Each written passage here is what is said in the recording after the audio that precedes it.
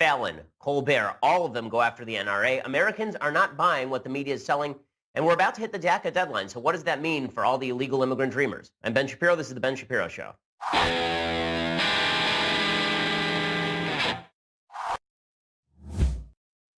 Oh, we have so many things to get to today. I'm speaking tonight in Omaha. We are sold out, 1,500-seat theater. I'm doing a full-on exposition on the Second Amendment, what its meaning is, where it comes from, and what it protects tonight. So look for that online, or if you're there in person, I look forward to seeing you there. We have a lot to get to on the show as well. We're going to talk about the security clearance status for Jared Kushner. We're going to talk about the confirmation bias that is now overrun the media. We're going to talk about Dick's Sporting Goods supposedly banning their sale of quote-unquote assault weapons, which they actually did 5 years ago, and now they're just re-upping.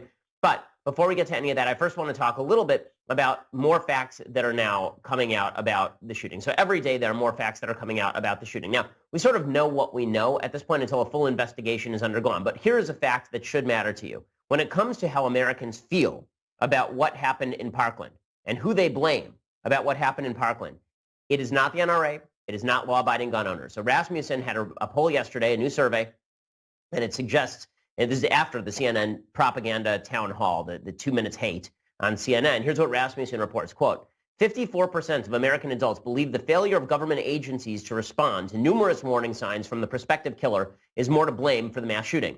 Only 33% attribute the deaths more to a lack of adequate gun control. 11% opt for something else. Among Americans who have elementary school children or secondary school age children, 61% think the government is more to blame. Just 23% of those adults felt a lack of adequate gun control. 41% of respondents, by the way, say that they opt for stricter gun control. 40% say more action is needed to treat mental health issues. Only 50% of Democrats actually said that a lack of gun control was the real problem here. All of which is to say, whenever you see polls, there's some polls out today suggesting that even among Republicans, support for gun control is rising. You need to take all of that with a grain of salt, because that's like asking Americans, as I've said in the past, it's like asking Americans, are you for less government spending? The answer is always yes, but then you say, okay, what do you want to see cut? And suddenly Americans run for the hills. Well, the same thing is true with regard to gun control. People say, are you for more gun control? Most people go, yeah, sounds good. Why not? Keeps guns out of the hands of bad people. And then when you say, okay, well, that's going to mean we're going to ban all the rifles. Then all the Americans say, well, no, we're not going to do that. Then the polls suddenly shift. So specifics are very different from general propositions that are put forward in these polling numbers, all of which goes to show you that the media's attempt to paint this as the shifting point on gun control, it's just not true. It's just not correct. And the fact is that even Democrats are split on this. They don't want to talk about it, but they are. And that news is obvious since the Huffington Post reported yesterday morning that after the Las Vegas massacre, the Democratic Congressional Campaign Committee's regional press secretary, Evan Lukaski, actually wrote to candidates in the Northeast not to politicize the shooting. He wrote, quote, teams, last night's shooting will dominate the news today and will garner serious coverage the rest of the week. You and your candidate will be understandably outraged and upset, as will your community. However, do not politicize it today. Now, Lukaski was right. Politicizing shootings in the aftermath of shootings is bad form. And it's gotten even worse over the past week and a half. All the media reported this was just a grassroots movement that was happening on gun control. And now it turns out that the so-called March for Our Lives that's happening in Washington, D.C. on March 24th, at which some of the student witnesses and student survivors at Parkland are going to be the featured speakers, that this is now being backed by Planned Parenthood. It's being backed by Black Lives Matter. It's being backed by MoveOn.org. It's being backed by Everytown for gun safety. So all of these organized leftist movements are now getting behind these kids and astroturfing what is going to be a very large march in Washington, D.C. that results in virtually nothing. And the reason it's going to result in virtually nothing is, again, because the American people do not support this. The American people look at what happened in Parkland, and what they see is a failure of law enforcement, which is why yesterday North Texas sheriff put out a notice that got him wide acclaim. The Denton County Sheriff Tracy Murphy told his deputies, quote, with the recent tragedy in Florida, I wanted to make clear my policy on responding to an active shooter. All commissioned deputies, if you respond to an active shooter, you are expected to take immediate action. We do not stage and wait for SWAT. We do not cover in a parking lot. We do not wait for another agency. We go in and do our duty. We go in to engage and stop the shooter and save lives. If for any reason you feel you cannot follow this directive, please inform your supervisor, and we will work to get you reassigned. Okay, this is the way that most Americans feel about what the authorities ought to be doing, even though the left wants to suggest that this was not a failure of authority. The left would prefer to jump into the debate on this moralistic level. The left would prefer to suggest that there's a moral failure that's taking part on the place of those who do not support widespread gun control. And that, of course, is not true. Marco Rubio is one of the people who's been hit hardest from that. Senator Rubio from Florida. You remember he was at that town hall, 2 Minutes Hate on CNN, and he was shellacked by a bunch of the students. One of the students even comparing him to the mass shooter himself. Rubio put out a tweet today that I think sums up the state of our gun control debate. He said, quote, "The debate after Parkland reminds us we the people don't really like each other very much. We smear those who refuse to agree with us. We claim a Judeo-Christian heritage, but celebrate arrogance and boasting. And worst of all, we have infected the next generation with the same disease." Now, he's getting ratioed, right? There are a bunch of people on the left who didn't like that he said this. There are a bunch of people who thought, oh, it's just terrible that he would say something like this. But he's 100% correct. The fact is that the left has turned this into a referendum on the moral character of people who disagree with them, and most Americans are not up for that. Most Americans are not interested in castigating their fellow Americans as murderers and murderer supporters, which is why it's really fascinating. There have been a bunch of corporations that have disassociated from the NRA over the last week. There was a poll out today from Morning Consult that showed every single corporation that disassociated from the NRA in the aftermath of this gun control debate has been losing public support. Because they'll gain 4 or 5 points in public support from Democrats, they'll lose 60% of public support from Republicans who feel like they're under attack. And the reason Republicans feel like they're under attack is because they are under attack. Okay, the left, they say they're not for removing Second Amendment rights. They only want rational, reasonable gun controls. That's just not true. They want to remove semi-automatic weapons from every person in the United States if they could have their way. That is the end goal. They won't be honest about it, many members of the left, but this is actually what they want. And you can see it in the arguments that they're making. So today, the New York Times has a full piece about how the AR-15 is essentially military technology in the hands of civilians. Well, that's true of any semi-automatic rifle. They say, well, look at the AR-15, look at its muzzle velocity. It has 3,000 feet per second muzzle velocity. This is true of any .223 or 5.56 millimeter ammo firing rifle. The muzzle velocity on those rifles is very high. It always has been. It will continue to be. The notion that it's just military technology in the hands of civilians, again, every rifle then is military technology in the hands of civilians because every rifle was at some point military technology in the hands of civilians. Even bolt-action rifles were military technology in the hands of civilians. This argument is akin to saying that the engine in your car is just like the engines in the cars of people in the military. Okay, that's true, but it doesn't take you very far. And when people on the left rip on the AR-15 and suggest the AR-15 is the root of all evil, this just demonstrates complete lack of gun knowledge. There are 1,000 types of AR-15. There are many, many different types of semi-automatic rifle that fire at similar velocity with similar caliber ammunition. Banning the AR-15 or the branded AR-15 would do nothing to stop the spread of rifles, and it would do nothing to stop the actual problem of school shootings. By the way, there's a study out today showing that school shootings have actually been declining in recent years. Not increasing, declining. We're not allowed to talk about these statistics, of course, because to do so is seen as somehow undermining the case in favor of pushing against school shootings. But the reality is that just as gun violence in the United States has declined markedly from its highs in 1992, 1993, school shootings have been declining in recent years pretty rapidly. That doesn't mean that what happened in Parkland isn't tragic and horrible and an act of evil. It does mean that we ought to take a look at the measures that we are purporting to push and compare those to the rights that we are attempting to infringe. And what rights are we attempting to infringe? Well, the answer is all semi-automatic rifles. So Ari Melber made this case on MSNBC.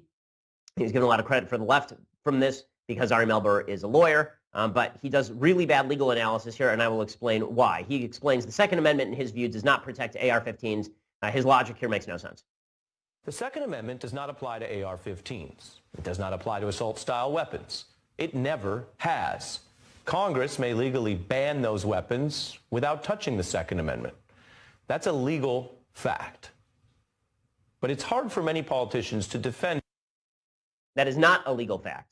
That is not a legal fact. Okay, what he says there, if you go back to the screen where he puts up some text on the screen that he says there, what he says is that the Supreme Court has never ruled that AR-15s are protected by the Second Amendment.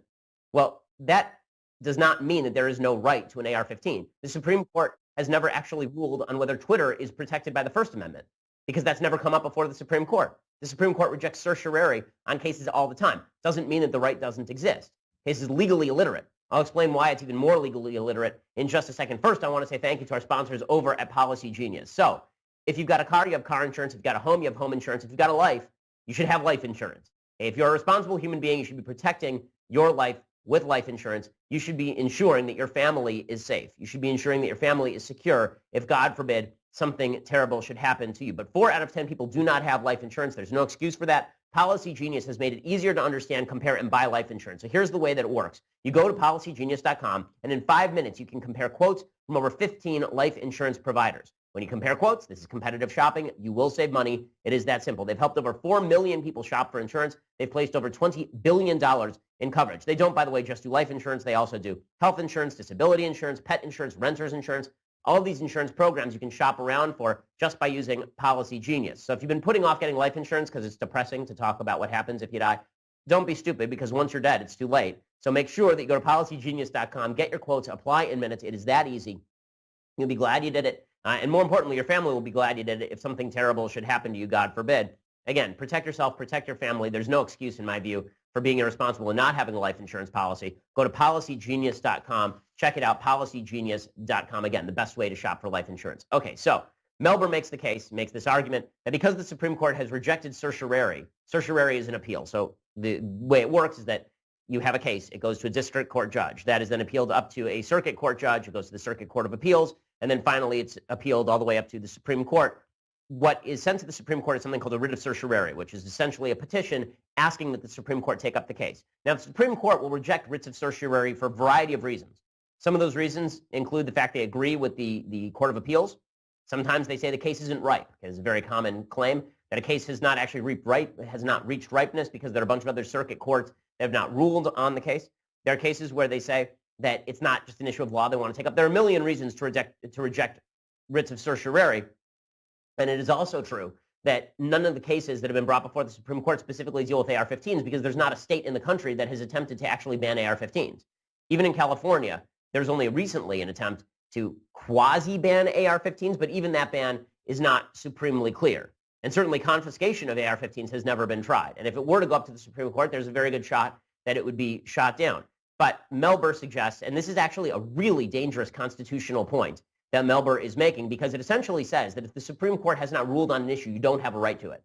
So if the Supreme Court hasn't ruled on whether Twitter is protected free speech, then that means that you don't have a right to it. Now, you see, Melber would never agree to the same logic with regard to, say, same-sex marriage before Obergefell, right? So before Obergefell, the Supreme Court rejected same-sex marriage cases over and over and over, rejected a bunch of writs of certiorari.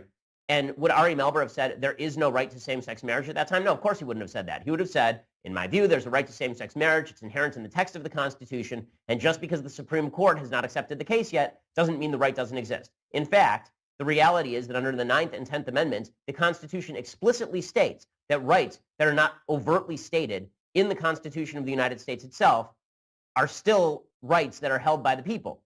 In other words, the Bill of Rights is not meant to be a comprehensive charter of rights. It's meant to point out some of the most specific rights that it wants protected from the federal government, but that does not mean that there are other rights that don't exist. All other rights don't exist.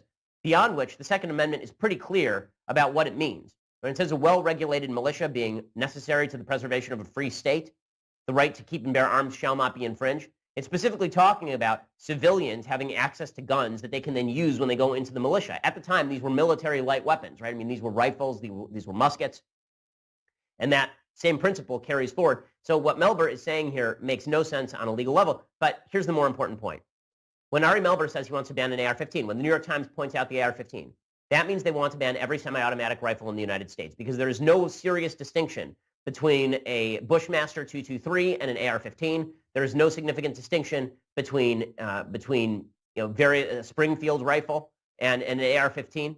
Yeah, there are 1,000 types of rifle, all of which fire the same sort of caliber ammunition, and just because some look scarier than others doesn't mean that they are less scary than others, which is why when you take a course in guns, the very first thing they say is that, of course, you don't fire it anywhere near a person. Of course, you don't fire it at something you're not willing to destroy. Rifles are meant to do damage. Rifles are meant to kill things. Rifles are meant to destroy things. They're meant to kill people, presumably people who are bad who come into your home. But a rifle, as a tool of killing, that does not mean that a rifle itself is so inherently dangerous that we have to ban all of them. This one-to-one correlation the left attempts to draw between the number of guns in a particular society and the level of murder in a particular society just does not hold. And that's particularly true for rifles. More people are killed by hands and fists every year in the United States than are killed by rifles in the United States. And gun ownership, owned by a civilian population generally, is not a good proxy for crime rate. Gun ownership rates in places like Vermont are extraordinarily high. Vermont has an extraordinarily low crime rate. The same thing is true in New Hampshire. And if you go to other states, some places, Louisiana, there's a very high gun ownership rate. There's a very high crime rate. Now, important to note, most of that crime is not taking place in the boonies. Most of that crime is taking place in the major cities, most of which have actual gun control regulations on the books, and most of which are governed by Democrats. All of which is to say that the simplistic attempt to draw a point of concurrence between a cross point of data between gun ownership and murder, that doesn't really hold. It doesn't really hold. It doesn't even hold in Europe, by the way, where Norway has many more guns per civilian than Britain does, and Britain has twice as bad a murder rate. So these things just, the statistics just do not hold for any of this. Now, in a second, I'm going to show you how it is that there are so many folks on the left who ignore all of this in favor of the virtue signaling. And that begins, of course, with our late night host. Now, one of the great irritants, I think, one of the things that's helping to destroy comedy in the country is the feeling that there are certain areas of American life that used to be off limits for politics, where we didn't feel like we were going to be assaulted based on our politics when we turned on our TV and we watched Johnny Carson. Johnny Carson was studiously anti-political, meaning that he was a Democrat, apparently. He was not a Reagan fan, although he got to know Reagan and ended up liking him. Johnny Carson was a Democrat, but you wouldn't have known that from watching Johnny Carson. Jay Leno was a sort of halfway Republican. You wouldn't have known that from watching him because Jay Leno was studiously non-political. Now all of our late night hosts have basically become political hacks, and you can see that at work. So last night, Colbert, Kimmel, Fallon, all of them are ardent leftists, and all of them have decided they need to go balls to the wall in pushing for gun control. So here's a mashup of Colbert and Kimmel and Fallon. Here are them talking about Trump's gun proposals. With the Olympics over, 90 countries have departed South Korea. Yep, 90 groups waving goodbye, or as the NRA calls those, sponsors. And, although gun owners, if you go into almost any business and show them your gun, you get stuff for free. It's really... Here in reality, there was an armed sheriff's deputy on site, and it made no difference. But Trump even has an explanation for that. The reason a teacher with a handgun would be able to neutralize a shooter with an automatic weapon is because the teachers love the kids more. See, this is what happens when we elect a president who thought Paul Blart Mall Cop was a documentary. It would be ridiculous coming from anyone, but especially from Trump. He's gonna run in? Yo, when Trump ran for president, that was the first time he ran in his entire life. Come on, man. And so all of the late night hosts universally talking about how stupid it is to talk about why good people with guns can stop bad people with guns. Of course, this is idiocy. Kimmel's point particularly is incredibly stupid. First of all, he says that the shooter had an automatic weapon. The shooter did not have an automatic weapon. People on the left who are talking about this stuff should at least learn basic terminology so they don't sound like complete morons, but they're not bothering to do that, and it's evident. And all of this is really quite terrible for the level of political discourse in the country, because when you have laughing audiences scoffing at the idea that an armed teacher can save anyone, then and you suggest that maybe we ought to arm more security guards in schools, and Jimmy Kimmel just laughs that off by suggesting that an armed security guard did nothing at this school, even though there are many schools all over the country where armed security guards every day are stopping people with weapons. Like, legitimately, there's armed security guards at I think it's over 50% of schools have some form of armed security. And those armed security guards, metal detectors, there are a lot of weapons that are stopped every year going through those metal detectors. Apparently, Jimmy Kimmel opposes those as well, simply because he thinks that a generalized regime of gun control is better. And then he and Colbert and Fallon, all of them suggest that if you oppose their agenda, which they've not made clear, they haven't exactly said what they want other than mass banning of guns, which is never going to happen. There are 300 million weapons in the country and 100 million rifles. But when they suggest that if you oppose them, this means that you are a bad person. And what's amazing is that they felt no blowback in the ratings. Now, part of this, I think, is the universality of leftist feeling in late night means that you have no alternative. Right? What are you going to switch from Kimmel to Fallon so you can hear the same gun control messaging? But part of it is also that the ratings are so far down on all of these shows overall that the audience is fragmented. Okay, Jimmy Kimmel's ratings are not anything like what Johnny Carson's ratings used to be, because there are lots of networks. Very few people are actually watching these late night shows in comparison to the number of people who were watching late night shows before. So they're really not broadcast. They're narrowcast, even though they're on the networks. And so Jimmy Kimmel can say, in full honesty, that there's no way to go too far in bashing President Trump or the GOP. Anything that you've said? Not at all. I don't think you can go too far. I think that, I'm still doing a comedy show and I need to be funny and entertain my audience, but I also think that we've matured enough to the point where we can accept late night talk show host speaking about a serious subject. And I think that it's almost necessary now. Okay, it's almost necessary now for late night hosts to talk about political subjects. Well, actually, what Jimmy Kimmel has shown is it's necessary for our late night hosts to study the subjects before they talk about them, because literally every day he says something that's stupid about politics, including in that clip, a very short clip, him talking about automatic weapons being used in the shooting, which of course they were not. And it's not just Jimmy Kimmel, unfortunately. The entire media have shown themselves, virtually the entire media have shown themselves to be activists on gun control issues rather than objective journalists. Okay, so today's examples come courtesy of CNN. So CNN has been the worst on this. It's so funny. There are all these folks in the media who are constantly complaining that people like President Trump are ripping on the media, that people like me are ripping on the media. How dare we rip on the media? You know, or that Trump, more importantly, Trump rips on the media and therefore Americans don't like the media. No, as I said in my speech at CPAC, we didn't like you before. We had serious problems with the media before because we feel like you're lying to us when you claim that you're objective when you are clearly not objective. When you are clearly not objective.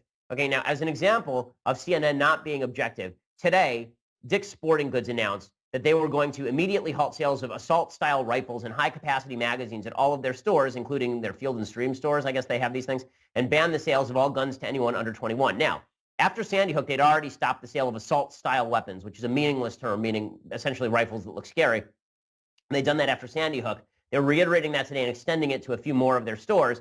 The chairman and CEO said on Good Morning America, when we saw what the kids were going through and the grief of the parents and the kids who were killed in Parkland, we felt we needed to do something. In other words, there was an emotional appeal. They responded to the emotional appeal. Now, who cares? I mean, the reality is who cares, because most people who are buying from Dick's Sporting Goods were not actually buying assault-style rifles from Dick's Sporting Goods. They haven't been able to for years. You know, if they want to raise their age of buying to 21, that's fine. It just means the person who's 19 and wants to buy a handgun is simply going to walk across the street to the local gun store and buy a handgun in accordance with law. But this was widely celebrated in the media. Stack said, we support and respect the Second Amendment. We recognize and appreciate the vast majority of gun owners in the country are responsible, law-abiding citizens, but we have to help solve the problem that's in front of us. Gun violence is an epidemic that's taking the lives of too many people, including the brightest hope for the future of America, our kids. Well, if you believe that, then why not just stop selling all guns? If you believe that the problem in front of us is that all guns are the threat, and that the sale of legal weapons to law-abiding citizens is the real threat, then maybe you should stop selling all guns. In fact, Stack revealed that the shooter in this case had purchased a shotgun at a store, at a Dick's store, within the past 4 months. Okay, so is anything that they're doing, apparently, I guess, their new rules that they won't sell to anybody under 21 would have stopped him from getting a gun at a Dick's store. Okay, so he waits until he's 21 and he buys a gun at a Dick's store. Like, if they actually think the shotgun is the threat, not the person, then they should be banning the sale of all guns, and they should just stop selling guns, Dick's Sporting Goods. And I'm amazed sort of that the media have fallen for this PR trap from Dick's, but this is what they have fallen for. The anchors over at CNN have made mockeries of themselves as quote-unquote objective journalists. I mean, true mockeries of themselves. So Erin Burnett, right, is now, she's supposed to be an objective journalist, right? She's an anchor. She's not an opinion host.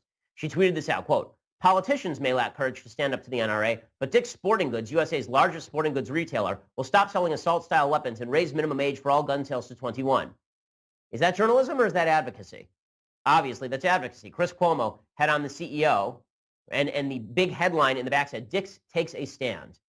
Wow, that's not advocacy at all. That's journalism. Dick's takes a stand. Now, the NRA is also taking a stand. It's just that Chris Cuomo doesn't like that stand. So you'd never have on Dana Lash and then in the background say, NRA takes a stand.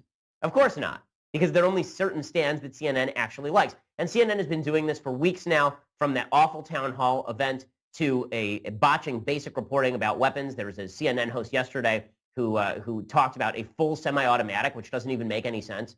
What the hell is a full semi-automatic supposed to mean? A semi-automatic just means you pull the trigger once and a bullet comes out.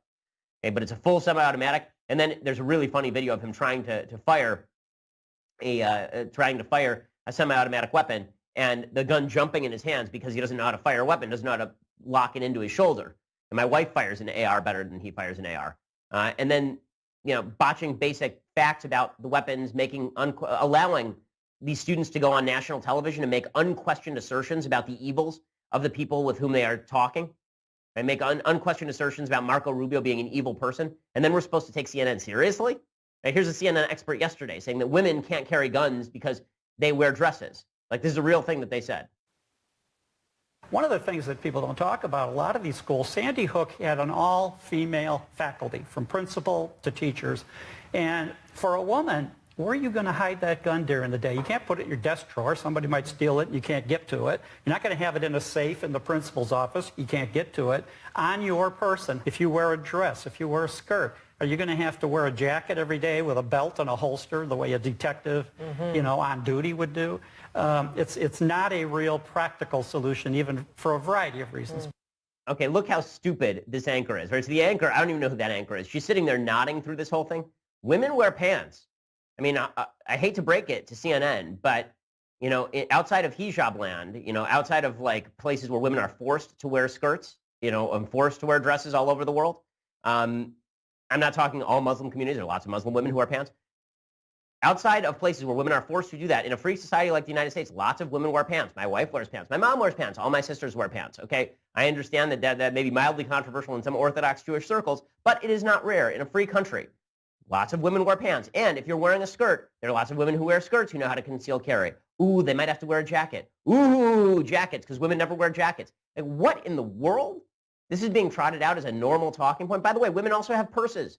Many women carry their guns in their purses. Unlike men who actually have to conceal and carry on their person, women carrying around their purses is a thing. Women carry guns in their purses. This is how they defend themselves very often. I mean, how sexist is that? But that just goes right by the wayside because the media are attempting to portray all of this as foolishness. Now, I do want to point out something that I think is worth pointing out. Because there's so many people on the right who are willing to jump to conclusions about the media because the media are clearly biased in these situations, and they did jump to conclusions, and we had a piece over at the Daily Wire. Actually, it was more of a tweet from one of our writers over at the Daily Wire.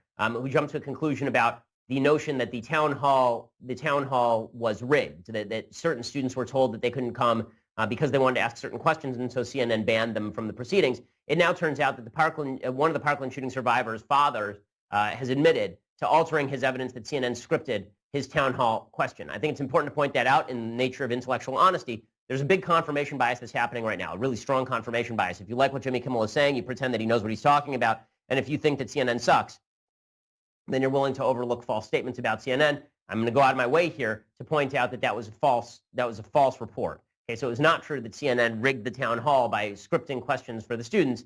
It is true, obviously, that there is a selection bias in play in terms of the audience. When you go to Broward County, to a place where it's pro-gun control anyway, that voted for Hillary Clinton, and you talk to a bunch of students who are pro-gun control, you're going to end up with a gun control show trial, which is exactly what happened there. So that doesn't justify the CNN show trial, but that was not pre-scripted. The students were not told what to say by the producers over at CNN. I just wanted to point that out in the interests of honesty. Okay, in other breaking news, there's been a lot of talk over the last couple of days about Jared Kushner. So yesterday, the White House Chief of Staff John Kelly temporarily stripped all White House staffers with interim top-level security clearance of that clearance, instead downgraded everyone to quote-unquote secret security clearance. So this means that top-secret material can no longer be seen by Jared.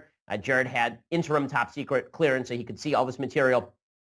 And so Jared has basically been downgraded for at least what they say is a short period of time. Now, he's 15 months in, and the FBI has still not fully cleared him. One of the reasons the FBI has not fully cleared him is because he's involved in the Mueller investigation. The Mueller investigation hasn't cleared anyone yet, so the FBI has not cleared anyone yet. So anyone who's even tangentially being investigated in the Mueller investigation, anyone who's been called in for questioning, has not yet received full security clearance from the FBI. So the longer that drags on, the longer the Mueller investigation suggesting Trump-Russia collusion or corruption drags on, the longer it's going to be before top security clearance is regranted to people, the longer interim security clearance was in play. Does this mean that there was a new level of guilt found about Jared Kushner? No, it doesn't mean anything of the sort. Does it mean that there was a power play by John Kelly here? Not really, because John Kelly did it to everyone, including Jared Kushner, who had an interim security clearance, mainly because of the blowback that he was receiving after Rob Porter, who had interim security clearance, was found to have not been granted security clearance by the FBI because of the allegations of wife beating. So this was a response by Kelly to the Rob Porter thing, and Kushner got caught up in the center. Now, does that mean that Jared is completely clean? I have no idea. I don't know whether Jared's completely clean. The investigation hasn't taken its full course yet. I assume that it will. But the media are working overtime to suggest that the rejection of top secret security clearance for Jared is an indication of his guilt or his corruption. Now, listen, I've said over and over on the program, is it nepotism that Jared Kushner and Ivanka Trump in the White House are having such large roles? Of course that's nepotism. I mean, you'd be foolish to not recognize that. Nepotism exists, unfortunately, on both sides of the aisle. I don't like it wherever I see it. There was nepotistic when Chelsea Clinton was helping to be involved in the Bill and Hillary Foundation. Right? The Kennedys are a team replete with nepotism. Nepotism exists in politics. George W. Bush is a product of nepotism. There's lots of nepotism in politics. This is just another example of nepotism in politics. But if we are now going to suggest that anyone who was once rejected for FBI top secret security clearance, not just put on interim hold, as Jared is, but rejected for top secret security clearance, is out of bounds and corrupt, then we ought to start with someone who actually was rejected by the FBI for top secret security clearance. That, of course, would be Obama White House Deputy National Security Advisor Ben Rhodes. Now, it's amazing is back in January, so not very long ago, in January 2017, okay, the Washington Free Beacon reported that Ben Rhodes was openly rejected by the FBI for his clearance. And then he was cleared by the Obama administration under vague circumstances. They just went around the FBI and Obama granted him clearance. Nobody said boo. Nobody cared. Ben Rhodes was one of the architects of the awful, horrible, terrible, immoral Iran deal, and nobody said a word about any of this. Okay, the media didn't seem to care very much about that. But Kushner, end of the world, it obviously means he's corrupt. It obviously means he's terrible. That seems ridiculous to me. Also worth noting that when it comes to this other report, that there are 4 different countries that were looking to manipulate Jared: Mexico, Israel, China, and the UAE. I am sure that they were looking for ways to manipulate members of the Obama administration as well. The question isn't, do foreign governments try to manipulate American government members? The question is, are they successful in doing so, or do they actually have real leverage? We don't know the answer to that yet. So the media jumping to conclusion about Kushner and suggesting that this just demonstrates that there's infighting in the White House,